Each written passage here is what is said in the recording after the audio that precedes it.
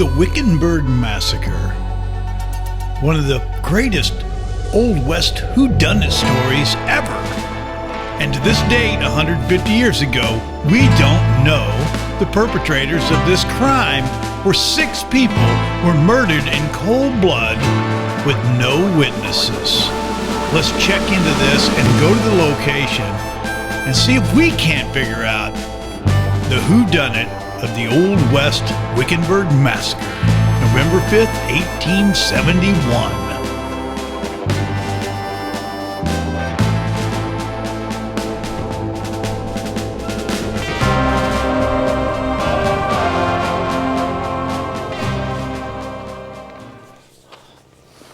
We're taking a walk today in a place I've wanted to come to for a long time, and that is the massacre site of Wickenburg, where this massacre changed a lot of things. The thought of how safe it was in the West. I mean, they thought they were at a point where they kind of had it under control, but what they found out after this massacre, that they really didn't. And they never figured out who did it. So 35 perpetrators, whether they be Indian, whether they be Mexican, whether they be just desperados, they never figured it out. And that's pretty odd when you have 35 guys on one side. Now, one of them didn't tell, which makes me think that it could have been a gang of Mexicans. It could have been a gang of Yavapai, even though they yelled Apache when the attack started. They weren't Apaches. That was just an easy slang to be able to blame it on somebody. And the Apaches got blamed, they got blamed a lot for a lot of stuff. But as you look down this road, this is the wagon road from 1871 right here. A lot of times what they would do was go through the creek beds, because this was actually pretty good riding, pretty good driving. So we're going to dig into this story a little bit. We're going to go to the attack site, and we're going to take a look. So time travel back with me to 1871. Imagine. And it's pretty easy to do so because this has not changed in 150 years. It looks exactly as it did 150 years ago. The story starts on a Sunday morning, November 4th, 1871, when 7 passengers assembled at Prescott, boarded the Arizona Stage Company, and were headed for Wickenburg, Arizona. The people boarding that wagon were Peter M. Hamill, William George Salmon, and Frederick Wadsworth Loring, and they had just completed an 8-month journey in the Wheeler survey team, which was surveying the United States.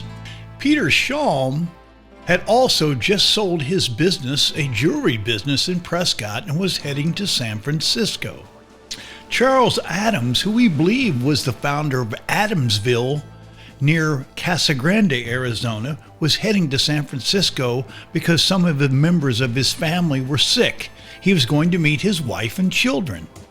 Molly Shepard, a well-known prostitute, had just sold her house of ill repute and her house in Prescott, Arizona, and she was heading west because of problems she had with Prescott's city council. William Kruger was employed as a clerk at the Army Quartermaster and was heading to Los Angeles. When they arrived in Wickenburg, they also picked up an additional passenger, Aaron Barnett. The driver, John Lance, also known as Dutch, loaded up his passengers and headed for Santa Barbara. The first twist in the story comes when, only 2 miles out, Barnett stopped the stage and got off because he claimed that he had forgot something and walked back to Wickenburg, either saving his life or maybe making him a suspect. Charles Adams and Frederick Loring elected to ride up top. The La Paz Road was known for how smooth it was, and because of that, they only had a 4-horse team versus 6. The Concorde-style coach with a 4-horse team could travel at approximately 9 miles per hour. At approximately 8 a.m., the driver Dutch yelled out Apaches, and they were being attacked on both sides of the coach and the front. Frederick Loring and Charles Adams who were sitting atop. Adams' 2 wounds to his lower back sat on the left or the south side of the coach. Frederick Loring sat in the center and received wounds to the head and upper torso. Dutch, who sat in the driver's seat, received wounds to the head, chest, and arm. As soon as the coach driver had yelled, "Apache, Apache, Apache," the volley of shots started, and they were over quickly. And then a second volley of shots rang out. Killed outright were Shalm and Lance. Loring and Adams were seriously wounded and unable to flee, and they were murdered where they lay. Shepard and Kruger escaped even though badly wounded. The attackers chased them, but he held them off with his pistol. It is thought that he might have actually killed 2 of them, 2 that died later of their wounds. So everyone on that stagecoach, with the exception of Kruger and Shepard, were killed, some scalped. Some of the interesting facts about the Wickenburg Massacre is that why didn't the people in the coach retaliate faster? It was not uncommon for firearms to be stored under their seat for comfort while riding, so they may have not been able to get their pistols and rifles out. There's a lot of different things as well that are very interesting facts to this story. We have missing money, missing jewelry, missing bodies. We have missing everything. How could that possibly be? Well, stick with me as we discuss the Wickenburg Massacre. First off, I'd like to talk about a book, Massacre at Wickenburg, America's Greatest Mystery by R. Michael Wilson, which I got a lot of the information, not all of it, but some, about the different situations that happened during this massacre. The first thing that we'll talk about is the bodies. They were taken back to Wickenburg, where Henry Wickenburg allowed them to bury them in his personal cemetery in the southeast corner, and they were buried side by side in coffins donated by the city. But in 1939, those bodies seemed to disappear, and no one seems to know what happened and how they ended up back at the Wickenburg Massacre site, or if they did.